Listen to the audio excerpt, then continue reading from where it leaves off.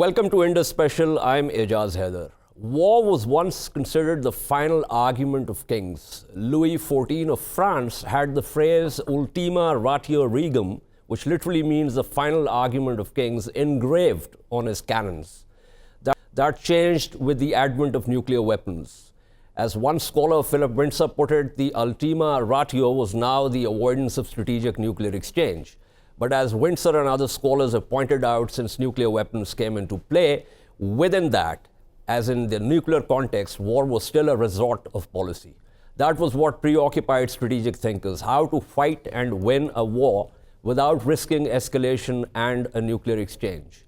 The thinking worked at two levels: keeping war limited, more appropriately controlled, even if nuclear weapons were used to take out specific targets, and fighting conventional and subconventional wars on the periphery while nuclear weapons kept the balance of terror at the center. The first level of analysis argued that wars could be and likely will be fought directly between nuclear weapon states, which in the Cold War context meant the United States of America and the Soviet Union. The question then was, how could such escalation be avoided? Two schools of thought emerged, one led by Herman Kahn, the other by Thomas Schelling. Kahn's concept was centered on escalation dominance, a 44-rung ladder of nuclear and non-nuclear escalation. Kahn argued that political authority could control escalation right up to spasm war, though he never claimed that his ladder was predictive. Schelling argued for avoidance by making the enemy fear that the process would get out of control. He drew on the uncertainties inherent in the escalation process to achieve deterrence. While Kahn's strategy of escalation dominance argued for the process being controlled by the state dominating escalation, Schelling advocated letting a situation intentionally degrade so an adversary would conclude that it would be better to turn away from the brink instead of keeling over. Mercifully, neither theory got tested, and as Lawrence Friedman noted, the fundamental dilemma of nuclear strategy remained as intractable as ever. At the same time, the two poles fought through their proxies in various parts of the world, a situation that gave rise to what we call the stability-instability paradox. When nuclear weapons are in place, states will avoid direct conflict but engage in indirect, minor conflicts that do not threaten their own survival. Put another way, nuclear weapons discourage direct, major conflicts while incentivizing indirect, minor ones. Windsor called it war all the same. Pakistan and India fought a round last month. Where did the situation stand? What were the chances of escalation? What did it mean for deterrence? What's the way forward? Did third parties get involved? These are some of the questions we will discuss today with Dr. Mueed Yousaf, author of Peace in Nuclear Environments, U.S. Crisis Management in South Asia. Dr. Yousaf is also Associate Vice President of Asia Center at the United States Institute of Peace.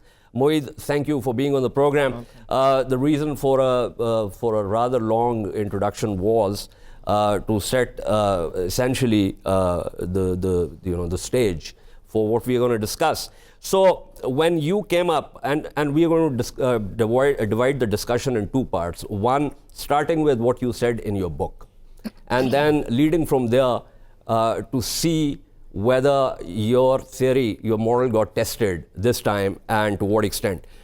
So you basically posit in the book, and I'm quoting from your book, all modeling and empirical examinations of nuclear crisis behavior during the Cold War assumed a bilateral context and were based on two-actor models.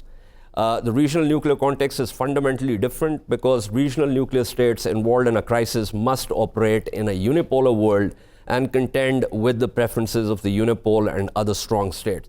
So, number one, is still not, I mean, of course, the US is still the superpower, but the unipole moment is gone. So, is it just about the unipole, or is it also about other strong states like China, emerging states, Russia, and some other state, like, for instance, the European Union bloc, that will get into a conflict situation between a nuclear dyad? Thanks, Ejaz. So, I think intellectual honesty has a downside. When I did this book, it's been a year plus. The unipole argument was precisely because the crises that had happened between India and Pakistan, the big ones, Kargil, 2001-2002 standoff, Mumbai, all happened when there was no question that the US was the supreme and the only superpower. So I didn't want to pretend that I was looking at something that was broader than that. Now, of course, the context has changed. I keep reminding people that if Donald Trump had not won the US election, none of this conversation about the Unipole being there or not being there would have happened. So ultimately, you can remove the word Unipole and call it third parties, great powers, whatever. So it doesn't matter, quite frankly. Even now, though, nobody has the capability to mediate an India-Pakistan crisis like the US does. There is no other party that both sides think has the influence and leverage over the other side to get them what they want. Second, nobody comes close to the US on real-time intelligence. These two things put the US in a completely different category. So even now, I would argue you've got to look at the US and everybody else, which includes China, Russia, UK, Saudi Arabia, and everything else. So what happened this time? Our sources indicate that the United States did not really get into the crisis immediately. And the reason I say this is because you have certain propositions in the book. And those propositions state, for instance, the first one, the US is likely to enter the fray early, even unsolicited, if it perceives that the crisis can potentially escalate. We have reason to believe that this time the United States actually wanted India to do a limited operation and to somehow give Pakistan a bloody nose. So see, first of all, I think you have to ask one question before you ask the question what happened. Is the third party still as relevant? Correct. After all, India, Pakistan have also learned over time, right? Correct. Every crisis they end and one or the other is upset at the US or China or whatever, why did you do this or that? So have they learned to just do it themselves? And here I would make a point that even the strategic calculus that India and Pakistan apply to a crisis has the third party inbuilt into it. Correct. When the Indians struck, they were not looking for a major war. They were looking for the world to pressure Pakistan not to respond. When Pakistan was calculating what happened, it was internalizing a belief that actually the world had allowed India to do what it did. And now if it didn't respond, the pressure would come on Pakistan. But Pakistan also did not want India to respond after that. So I am sure the conversations that happened with the world right after would have been to say, now tell India to back off. So the third party is intrinsic even to the idea of escalating.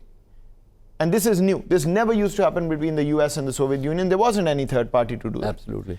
What happened? You read a proposition out saying that the US will enter the fray. Enter the fray does not mean that somebody would land, parachute into India and Pakistan and say, do this or do that. Was the US making phone calls? Was the US making statements? Did we see tweets coming out? Yes. Immediately, as soon as it was clear that the crisis is escalating. Correct. Right? But here's the thing. Those phone conversations and those statements and those tweets were leaning heavily in favor of India. Yeah. In a way that allowed India the kind of diplomatic space which could then feed into its whatever we are right now. We're not talking about military miscalculations, the rest of it. But what we are saying is that it gave India the diplomatic space in which it could then assume that it can Yes. use That's true. a military option. That's true.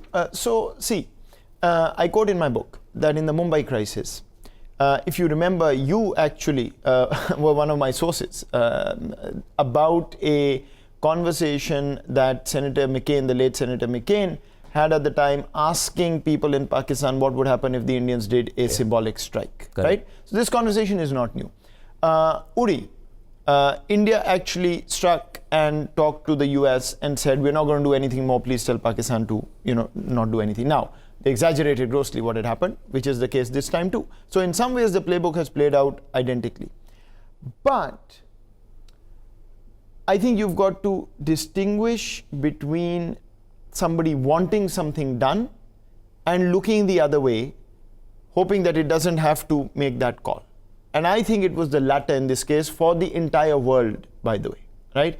And so, yes, you are right that that gave India that diplomatic space to do what it did. I was in the US when this crisis happened, and I can tell you fairly responsibly that the one change that has occurred is that in the Mumbai crisis, I note in my book somewhere that one unnamed sort of source, I quote by saying that the US goal in Mumbai was to give India a good enough excuse to back off, right? And that was the action Pakistan took against certain militants or whatever.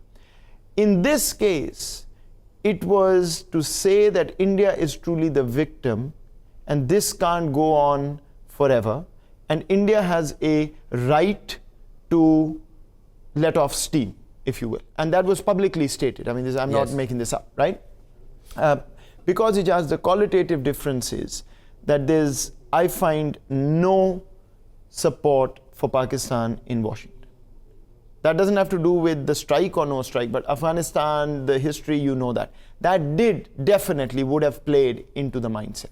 Does that mean that the US or Russia or China or UK, anybody wanted escalation of the crisis? No, because they know as well as we do that they would have to jump in and stop it, right? And if you look at my previous arguments, if you apply those to what has happened, I think India made a colossal mistake. Because India's problem is, it has to end the crisis at an odd number of strikes. If it strikes and Pakistan strikes back, no good. It has to be 2-1, it has to be 3-2, it has to be 4-3. It can't do that, because as soon as you go 1-1, what happened? The world descended on India and said, sorry, no more. Absolutely. So here are some of the assumptions which the Indians have been plugging into their military planning and also their diplomatic planning. And in full disclosure, this is something which I wrote. So the theory assumes that there is a band in which India can use its conventional military option. That band can be exploited. India has the conventional superiority to make it work.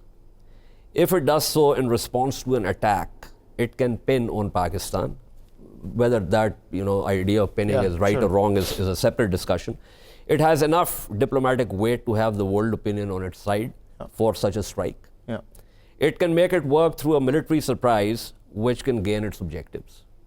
Pakistan, having suffered a setback, will be hard-pressed to retaliate because it will have to climb up the escalation ladder, a costly proposition, both for reasons of the earlier military setback as well as international diplomatic pressure.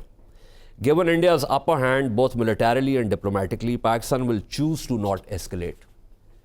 If, however, Pakistan did choose to escalate, India will still enjoy escalation dominance because of its superior capabilities and because it will have international diplomatic support. And ninth assumption, India, given its diplomatic and military heft, will be able to raise the costs for Pakistan in an escalation spiral. And so the corollary is Pakistan will weigh the consequences as a rational choice actor and prefer to climb down. So this is how my reading of the Indian sort of idea of what they can do played out. So I'll say one thing, there is no India in this. There's a debate in India. This is the sort of the hawks of the Indian establishment. Correct. This is sort of the military side of that. Yes, not just the military, but also the civilian principles now. Yeah, and right of center and right. Right of center and right. And I say that for a reason. When I did interviews for my book, the smartest Indians, I thought, who I at least read as the smartest, told me, we don't need to fight. Because the crises that we have really won since nuclearizations are the ones in which we didn't do anything. Mumbai is the best example. Actually, in 2001, 2002, India had to pull back and look bad because they had mobilized. Yeah. In Pathankot, same argument, and the world sort of descended on Pakistan saying you haven't even investigated, right? So actually, I think Modi's real error was to act. And that gave the out in some ways. But isn't that because he's already put himself in a commitment trap politically and even more so now. Even more so now. And I will tell you this, the next 45 days are crucial. Because he is so boxed in right now that if something goes wrong anywhere, he's going to be in serious trouble. Politically, he's not doing well anyways. Anyways, going back to your original point. Your fourth proposition I don't agree with. The rest are okay, whether it was the fourth or whatever. The one where you say that India thinks that with this, it can achieve its objective. Actually, that's not true. Nobody in India, even the military, does not believe that there's an objective that's going to be achieved because the objective is long term, right? Deter Pakistan forever. The only thing they're doing is domestic audience satisfaction. Correct. So, And the second thing they're doing is to put Pakistan in the box internationally to say this is a state sponsor of terrorism. Those are the two things. Neither one of those, quite frankly, they think is sustainably achievable. Right? This strike was going to do nothing but satisfy the domestic opinion. okay. So, correct. That's why the conversation about 350 dead and 400 dead and whatever. Absolutely. So, one of the conversations that's happening in India, and this is coming from some of those military officers who are generally not given to frothing at the mouth, like Major General Bakshi, who comes Sure. and starts Sure. shouting and all that, is for the Indian military to be able to have a strategy which assumes that every time something happens, it will go in a limited fashion and punish Pakistan. So the idea is that it's not just a one-off thing. It's going to happen continuously. And so the assumption behind that, once again, is that India has the capability to be able to do this, and that Pakistan will not have the capability, and Pakistan will have to absorb the shock and will not have the capability to retaliate. No, I don't think that's true. So the first one is correct. India has the capability. I mean, I don't think there's any doubt about the fact that India has the capability of an operation, right? I mean, you call it Balakot an operation or whatever, that's fine. The second part, I don't think the internalization is Pakistan doesn't have the capability. The internalization is we can put so much pressure on Pakistan through the international community that Correct. Pakistan will not react. Correct. Right? That's why I'm saying it's the third party's role that India is banking on. In fact, both sides are banking on. Pakistan is banking on for India not to do anything to begin with. Correct. And India is that we end up at 1-0 or 2-1 or 3-2. Correct. That calculus has been shattered by the Pakistani response this time. Right? So now there has to be a recalculation. Correct. Because the world couldn't or didn't or whatever stop Pakistan, but it did not want any future escalation. So the only way India can come back at this now is a very dangerous proposition, is a 2-1 scenario. Yes. Because now both sides are boxed in. If India does something, Pakistan doesn't respond next time, you've got a PR disaster. Correct. If Pakistan responds, India's got to do a 2-1. So one of the things I noted in my book is that every subsequent crisis becomes more and more difficult to manage. Correct. Right? And the big elephant in the room here is that we don't have direct bilateral escalation control mechanisms. Okay, I will come to that because I also have an article that you wrote, I think yesterday or day before, about the way forward, and you talk about a crisis management mechanism. We'll come to that. But another interesting proposition in your book was that regional antagonists will compete in attracting third-party support. They could either do this by manipulating the risk of war or by showing restraint as a means of obtaining third-party backing. Now, in this particular case, India has tried to do it by manipulating risk. And we have also not shown a restraint in the sense that, like, for instance, the kind of quote-unquote surgical strikes in 2016 where we said, well, nothing has really happened, we blocked the ingress at a couple of places, and so we're not going to do anything. But this time, it was not about whether they struck Balakot by actually coming in or through a standoff strike, whether they managed to hit their targets or not. The issue simply was that they decided to aggress. They used an aerial platform, which obviously is a much higher rung on the ladder, and therefore Pakistan has to retaliate. And then within that band of retaliation, Pakistan said we showed restraint because we did this, this, and this, and we could have done more, but we did not do that. Yeah, I actually would say the following. I think both sides did both. Manipulated the risk of war by striking, of course. Correct. I mean, the signal was clear. But if you look at what was India doing? It was taking the world into confidence by saying, we're not interested in escalation, but we have to do something. So back us. And the public statements from the world basically backed them to say, well, you have the right of not doing something, but you're the victim and all of that. So that gave that space. What did Pakistan say?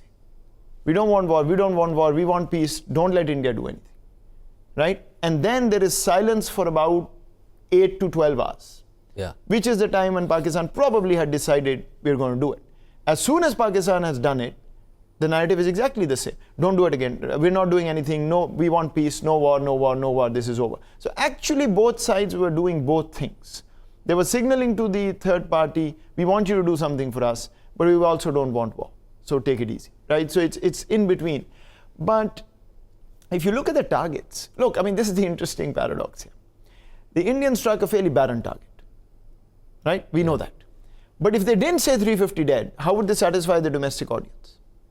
This was the paradox. If they said 350 dead, for Pakistan not to respond to 350 dead in Pakistan territory outside of Kashmir, then what is your threshold?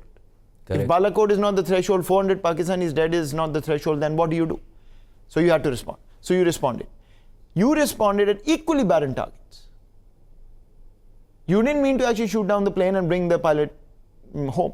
That happened the way it happened, actually, right? Yeah. And so in a way, both knew exactly what they were doing. They wanted to make symbolic strikes. They wanted to signal that they haven't lost and move on. As happens in the fog of war, and this is a very good lesson, and this crisis is a great lesson. India miscalculated their target hugely. I think they miscalculated that if they said 350, Pakistan would be boxed in, and Pakistan had no clue that a pilot would land here, and this would become a very different conversation. And in fact, I think de-escalation would have been much more difficult had the pilot not landed and Pakistan not made the brilliant decision, whoever decided that, in that heat of the moment, you don't want to do that, to say, we need to make sure this pilot is sent across, and that's it. I think we played it very nicely there, because it was the, showing the capability on the military side, and then showing enough diplomatic maturity to try and de-escalate. I think that's true. And so, would you agree if I were to say that we were signaling to the third parties also that A, your earlier desire that we should not do anything was something that we could not accept. We have done something, but we are not going to do any more. So therefore now the ball is in your court, and you have to balance it out. And also remember, the phones are off the hook 24/7 when this happens. It's not like you wait for somebody to call. I'm sure the Foreign Office was calling people, the world was calling Pakistan, same with India. So this conversation is constant, right? I think the only break in my sort of research of 20 years, the only break comes when a side decides they're going to act. At that time, they stop taking phone calls. Right? And then once they're done, they go back to that. In fact, I've written in one of my articles, so I can say this much, and I won't say more on this till we know exactly how things happened. I think there was a coincidental communication mishap that also played into Pakistan's calculus of responding. And that was a lack of what Pakistan thought was adequate communication between Pakistan and the US. Some 2 days, 3 days, I think, prior to the strike, till the strike. I can say fairly responsibly that wasn't planned in the way that it was internalized here, i.e. that wasn't, I'm not going to pick up the phone till the Indians do something. But in the fog of war, that's not how you interpret things. And so I know that I'm pretty sure that on the Pakistani side, given the history, the mind would have been driven to a point to say, this may be ganging up. Well, the story on our side, frankly, is that because we were obviously getting the intel about the Indians planning to do something, we simply called up Washington to tell them that they should prevent India from escalating or doing something. There wasn't any positive response from that side. In fact, the additional part of the story from our side is that the Indians actually informed the Americans of what they were planning to do, and the Americans said, well, go ahead, and then we will ensure that Pakistan does not retaliate. So, I won't say, I won't respond to that, except saying that one of the points I've made over and over is that everybody involved in the crisis needs to spend one day reading up on what they did in previous crises. Yeah. Right? If you go to the US side right now and say what you've said, they would say it's crazy to think that we would gang up with somebody in a nuclear environment to punish, right? If you go to Pakistan and say, well, this is what happened last time, and this is what happened the time before. So there is a very different view of history of previous crises. So if people can understand how it was played out, because it was a different administration in the US, different people here, different people in India, right? So that's lacking. But I will say that it is important to acknowledge that the mindset that was brought on to this crisis by the third party was very different. In the past, it was de-escalation, de-escalation, de-escalation. Now it is, well, there is an issue here, and we can't hold somebody back. There is a geopolitical issue, but also, yes, enough is enough. And then de-escalation is also part of that conversation. That's the qualitative shift. That's a qualitative shift, but also a somewhat dangerous shift. It's a dangerous shift, but it's also a worrying shift because, quite frankly, I didn't see anybody in the world object to that shift. That is correct. We'll come to that. We're going to take a short break, and at the other end of the break, we'll continue with this discussion. Stay with us.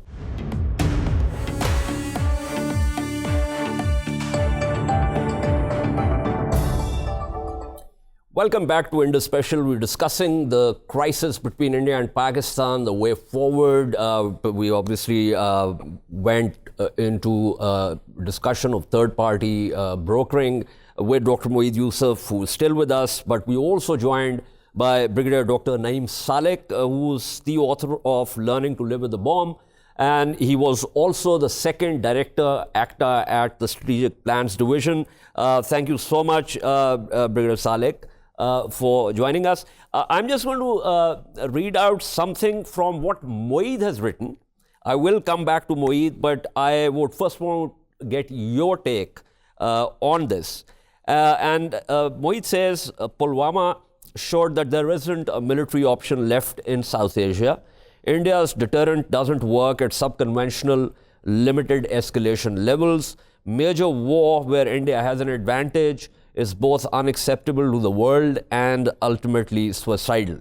So, to the million-dollar question, what next? Do you agree with what Mueed is saying here? I think this is absolutely correct, because this was the general perception that in any future crisis in South Asia, India will use its advantage in conventional terms and carry out the so-called surgical strike. They didn't realize that the Pakistan will react the way Pakistan reacted, and India had to come out worse off from the crisis. So they have to pay the cost. It's not cost-free. And the advantage they have in conventional terms, they lose it once they come in piecemeal. The lower the level, the more limited the engagement, the better off Pakistan would be. In fact, it plays in Pakistan's hand if India uses limited force and in a limited area, because then they cannot use their conventional advantage to the best effect. Okay, so now there are 2 points of view here. One is, of course, it generally plays out the same way as, deterrence optimists versus deterrence pessimists. So one thought is that the deterrence has failed because India has found a band in which it can use a conventional option. The other school of thought is that precisely because India will have to play within a certain band and not escalate is proof enough of the fact that deterrence holds. Which of the 2 schools would you agree with? In fact, I would go for the first school because deterrence has held. It depends how you define your deterrence. Once you talk of full spectrum deterrence and what the introduction of battlefield weapons, that was to cater for the cold start kind of operations. This incursion which the Indians carried out through its aircraft was much smaller in scale.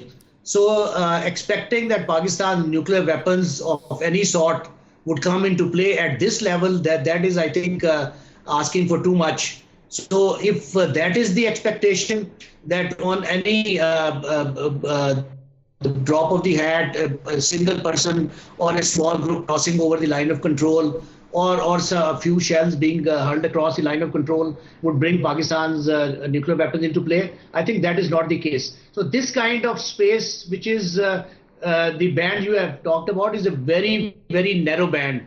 So if they can play in that band, this will happen. This space cannot be closed. This will never be closed. But what do you gain by playing in that space, which does not give you any advantage? Okay, so let me posit this question in a different way, or reformulate it. So one of the arguments is that when you have that band, and India tried to play in that band, it failed. Therefore, in a future crisis, India will have to play at a higher escalation level. The other argument is that no, because they have tried this and they have realized that they don't really have the capability, at least at this point in time, to do much damage to Pakistan or to coerce Pakistan into not retaliating. Therefore, this particular round that has been played has been, in a way, a blessing in disguise, because if there is another crisis, then India will try to use its diplomatic heft rather than thinking of military options. So which side of the arguments would you fall? I don't think so. India will, in any future crisis, go to a higher level, because if they could, they would have gone right here in this level, because they tried something. The Pakistani response was counterproductive as far as they are concerned. And there was a great risk, because the elections around the corner, it would have backfired very badly. So, in fact, one would have expected that they would try to hit back again after the Pakistani action, but they did not, because that could only be possible if they raise the level, raise the scale of incursion, and then they also entailed the risk of greater losses, which would have been even further embarrassing for them. So that is why they did not try, and they are not going to try it very lightly next time. They will think 10 times before escalating, because then the risk of escalation is very great. And remember that the statement made by the Indian Foreign Secretary, he went to great lengths to describe this action as non-military, non-civilian. Just trying to ensure that escalation does not take place. But, so he was trying to... Yes, but he also invoked the idea of preemption, preemptive self-defense, which obviously has its own, not just moral hazard, but has a certain kind of legal connotation in terms of what India can or cannot do. But I'll come back to you, Brigadier Salik. Mueed, do you agree with what Brigadier Salik is saying in terms of India's options in a future crisis? Look, Brigadier Salik is right that India would think 10 times, but I'm sure India thought 9.5 times this time too. Escalation nobody wants. It's absolutely clear. The Indians don't want it, Pakistan doesn't want it, the US doesn't want it. This is the classic game of pricking below the threshold, right? And so I'm not as sanguine that we can rule out another crisis that escalates. It depends. Look, let's assume a scenario, and I've been pointing to this scenario throughout. It's not going to take much for somebody in Kashmir to do something again, given the situation in Kashmir right now, right? It's boiling. It's not a question of whether people want to do it, it's a question of whether they're able to do it. This guy became more successful than many others. Attacks have been taking place every day, even after this, right? So think about a scenario in which you are a terrorist organization who actually benefits from a major India-Pakistan crisis. So forget the indigenous, forget whatever. Take ISIS, take Al-Qaeda, right? You've been wasting your time in Afghanistan for the past 5 years, going nowhere. What about a major Big Bang kind of thing that puts India and Pakistan right at the center of a major nuclear conflict? This is your moment. So if something major erupts, India's default is to blame Pakistan. Much of the world actually this time seemed to sort of pull back and said that's true. You've got a serious problem. So, right? okay. And so I'm not as sanguine that nothing can escalate a crisis. Things can go wrong, and once they go wrong in terms of escalation, nobody has control. I mean, the Pakistani Prime Minister's statement was absolutely right during the crisis. Once this goes in that direction, who has control over it? Absolutely no one. Escalation control is obviously something that, you can play the first round. Yeah, you can play the second round, but beyond the second round, no one. But then you also say this in your article, that, the consensus is that everyone's got to sit tight till the Indian elections are over. And you say that's not the right approach. I think that's crazy. That's not the right approach. But here's the thing.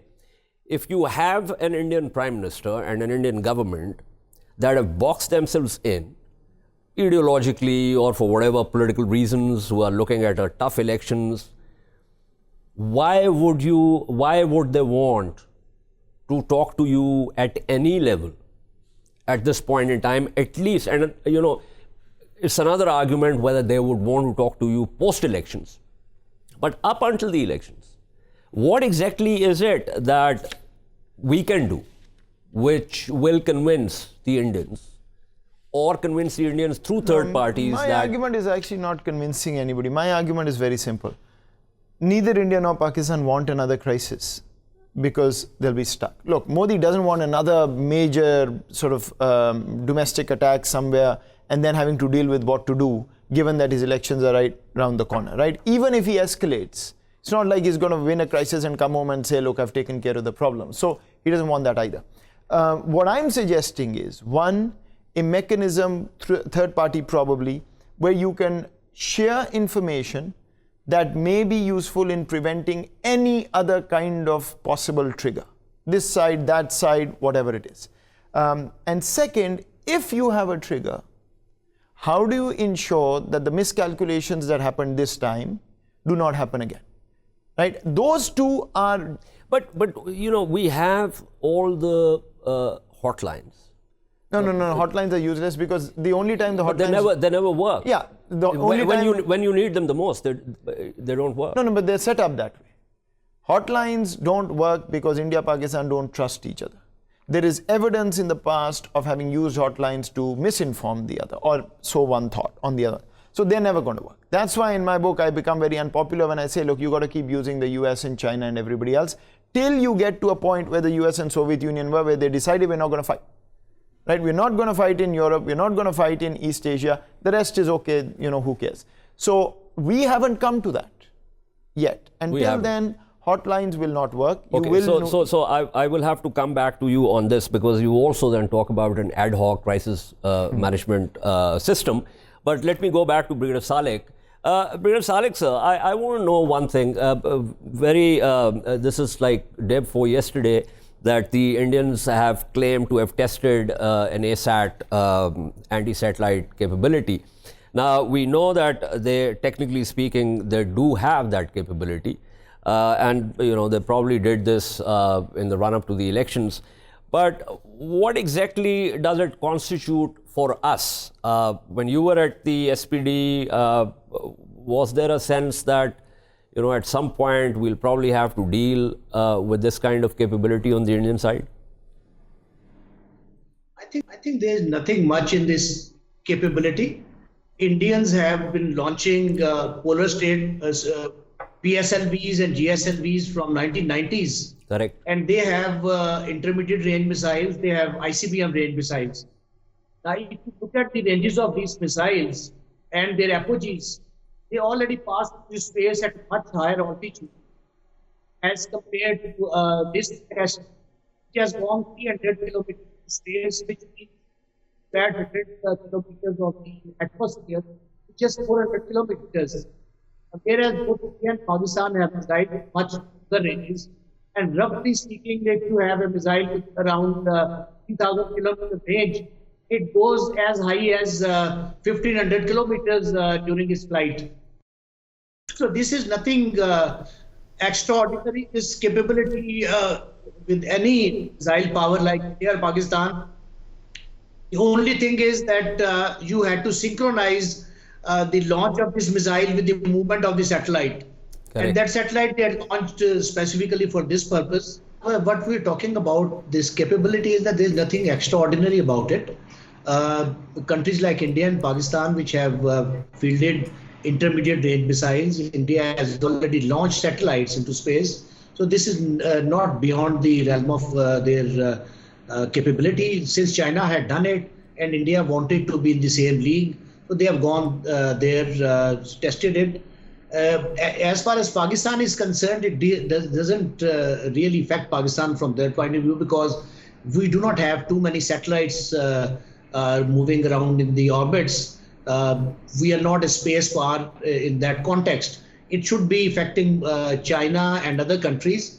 Once China tested its anti-satellite weapon, there was a lot of furor and hue and cry. But on India's case, the only observation which has come is its impact on creation of space debris, and nothing more in terms of discouraging India or condemning India, because obviously once your own strategic partners do such a thing, then it is far more palatable and acceptable as compared to your rivals. Absolutely, that's realpolitik. But here's my point, Brigadier Salik. We don't have too many satellites right now, but we will have to have lots of satellites up there, one.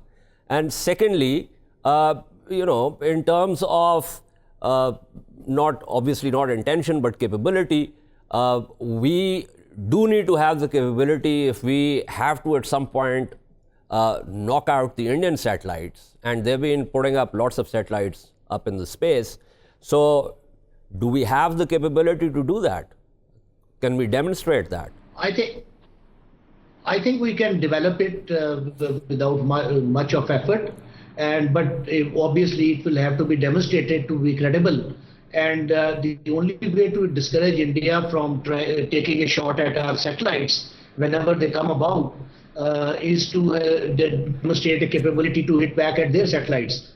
So what would that mean? That would mean a competition between the two countries in a new domain. We have already covered land, air and maritime domain, and now we are going into space. That is why the Chinese have been pressing the CD to discuss PAROS, the prevention of arms race in outer space. Correct. And this is exactly what it is, the arms race in outer space.